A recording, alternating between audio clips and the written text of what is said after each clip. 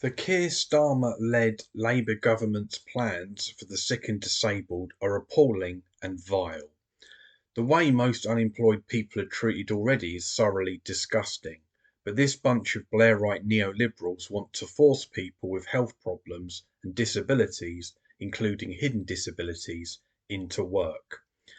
A lot of these people simply can't cope with holding down a job, being in the workplace, or the way claimants are treated by the Job Centre and the DWP.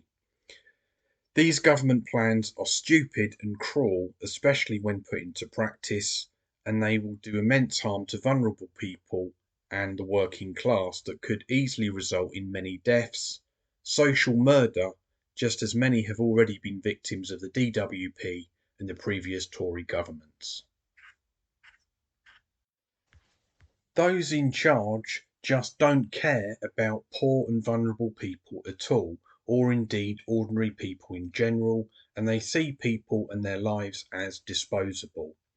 This neoliberal dystopia is a system of death and is managed by heartless bureaucrats who are devoid of emotion and compassion and just don't care about ordinary people. The capitalist class and their supporters and followers are also devoid of reason and logic. The idea that large numbers of claimants are lazy or don't want to work has never been true anyway. There are numerous reasons for long-term unemployment, and none of them include so-called laziness. It's much more to do with the damage that capitalist society inflicts on a lot of people and the precarity of poverty. There are lots of people with addiction problems, often rooted in abuse. The Venn diagram of addiction and childhood abuse is almost a perfect circle. There are kids, usually in areas of high unemployment, who have become alienated and disengaged.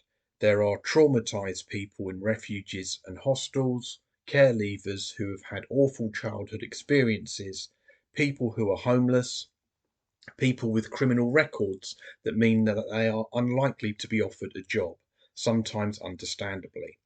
And there are those with either diagnosed or undiagnosed physical or mental health conditions that don't meet the threshold for sickness or disability benefits.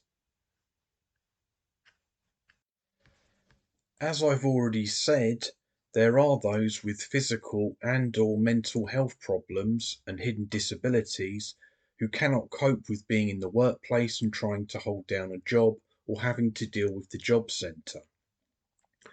Some people are simply unable to do the work that suits them due to their particular health problems or disabilities, hidden or otherwise. There are people who are just a bit eccentric, who might not have great social skills, or who have other issues, who genuinely find getting and keeping a job very difficult. There is virtually no structural support and no real will to tackle the conditions that create people in these circumstances. Finding stable housing and work that pays a livable income is difficult if you come from nothing or have lots of other stuff going on in your life. And the idea that every human, no matter what their background and who they are, can be turned into a competitive and disciplined worker just by applying the right pressure is a neoliberal fantasy, as is the idea that the market will automatically create jobs tailored to those who are disabled, sick, or are carers or whatever. Politicians and those in the media who dismiss these people as so-called scroungers or work shy have no concept of what our lives are like. They imagine if they found themselves in the same situation, they would just stop drinking, for example, smarten themselves up, go on a course or get a job, and work their way up to prosperity. They are baffled that some of us don't do the same. They have no concept of the psychological damage poverty causes, or the daily relentless stress some people are under, or the very real barriers that are often placed in people's way if they try to improve their lives. That's why the only answer people in power can ever come up with is more pressure, more benefit sanctions, more prosecutions, more cuts, anything to make our lives worse, in the hope that this will push people to stop shirking and go out and thrive like a proper neoliberal subject.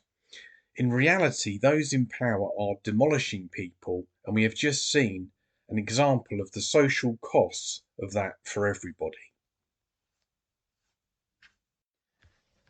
As well as these intentions for sick and disabled claimants, the government also refuses to lift the two-child benefit cap, which would pull children out of poverty and improve life for poor families. This Labour government has also decided that it's a good idea to make the lives of pensioners worse by depriving them of their much needed winter fuel payments. The excuse that this Labour government are using to try to justify further austerity is the so-called fiscal black hole, and that there's apparently no money.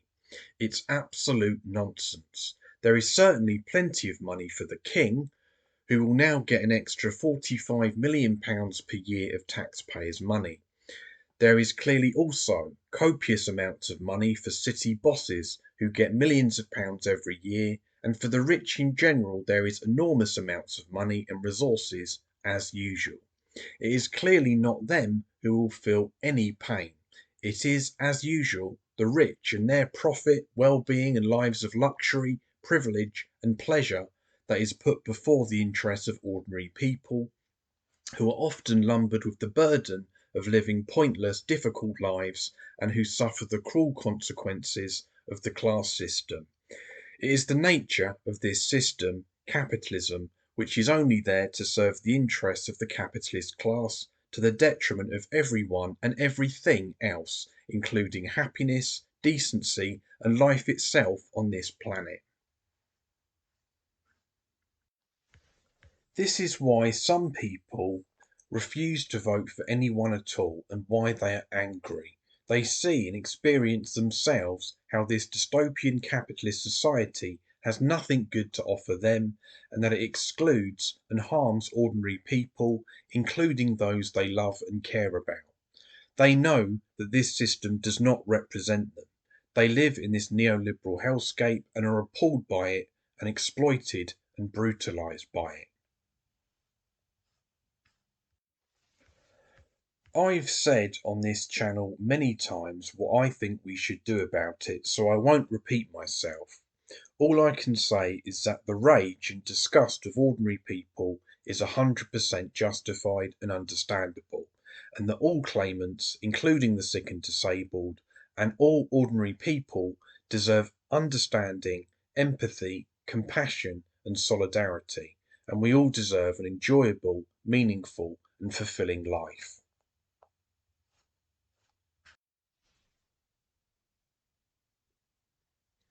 Thank you for listening, everyone. All the best.